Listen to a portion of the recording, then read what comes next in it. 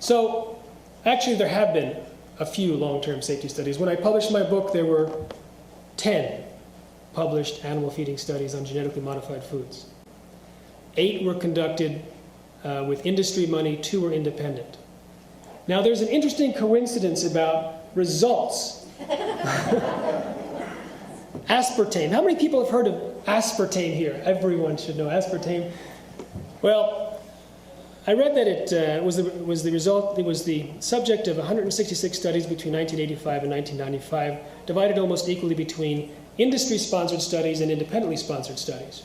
100% of the independent-sponsored studies raised questions about aspartame, including the possibility that it might create brain tumors. It's, by the way, a result of the process of genetic modification.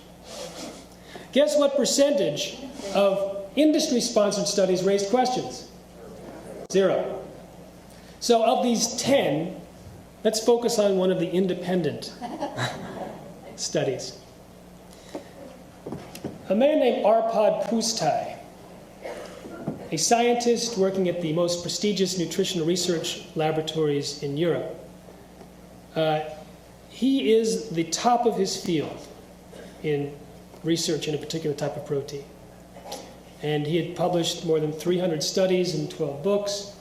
And he was selected by the UK government to lead a UK-funded study to determine what the ideal testing protocol would be of every genetically modified crop before it was allowed on the market by the UK government.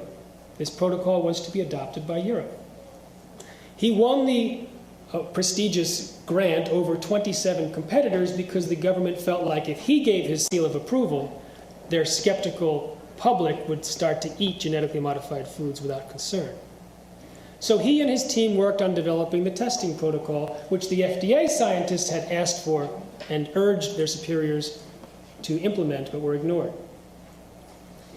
And he genetically engineered a potato to produce an insecticide and put it through the protocol of tests, and was surprised to find that the rats were damaged.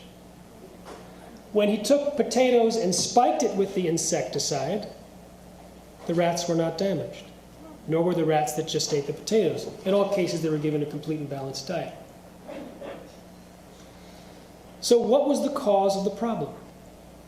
If it wasn't the insecticide, it was likely to be the process of engineering the potato to produce the insecticide. And he used the same process that's used to create the foods on the market.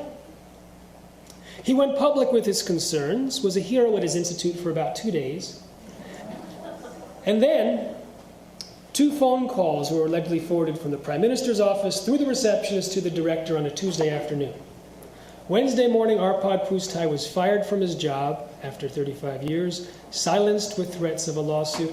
The 20-member research team was disbanded, and the UK government did not put into place the testing protocol. He was eventually invited to speak before Parliament, which lifted the gag order. He received his data back. It's published in The Lancet, a prestigious journal, and it remains the most in-depth animal feeding study ever conducted on genetically modified foods.